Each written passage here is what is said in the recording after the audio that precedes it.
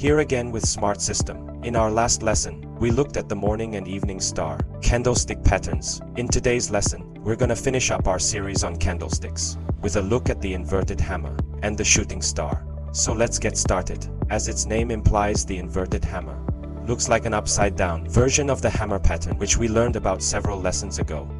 Like the hammer pattern, the inverted hammer is comprised of one candle, and when found in a downtrend, is considered a potential reversal pattern.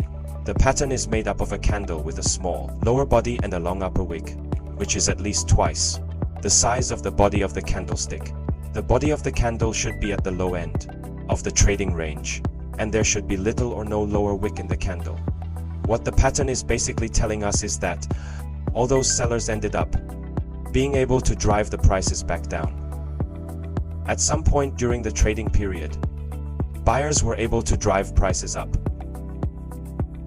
And the buying pressure during the trading period that this candle represents is concerned when looking at that in a downtrend.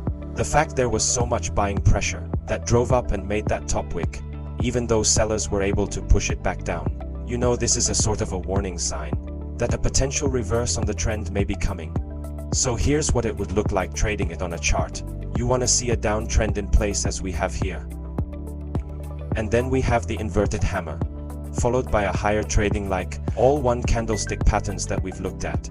You want to see a confirmation on the next period of trading, and we do have that here as the next period of trading. You know, the market moved higher during that period, and like most of the patterns that we've discussed, and most of the things that we've discussed, traders like to see an increase in volume. On the day the candle was formed, that forms the inverted hammer, and the longer the wick is that forms the hammer, the greater the potential and the larger that reversal is thought to potentially be. You can see in this particular case, we do have the increase in volume, and then we do have the reverse line trend that does happen there. The shooting star is exactly the same thing as an inverted hammer, but instead of being found in a downtrend, it's found in an uptrend, and thus has different implications. Like the inverted hammers, made up of one candle with a small lower body, little or no lower wick, and a long upper wick.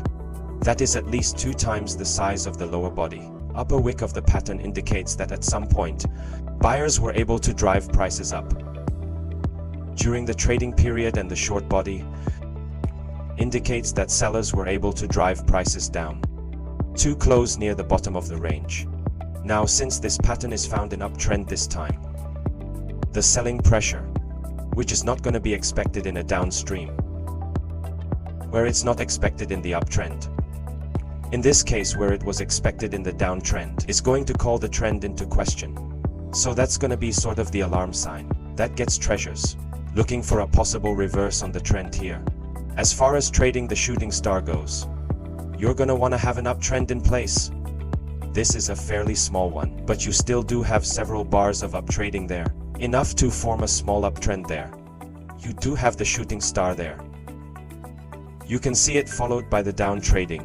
You've got an increase in volume there on the day that forms the stars, well as the following day that confirms the pattern, and then we do have a sell-off that occurs after that. For those of you who've been following my lessons, you should also see another pattern that's confirming that this might be a potential good trade, and that is the double top. That's our lesson for today. In our next lesson, we're gonna start a new series on money management. So this one wraps up our series on candlestick charts. As always, if you have any questions or comments, please feel free to leave them in the comment section. Have a great day.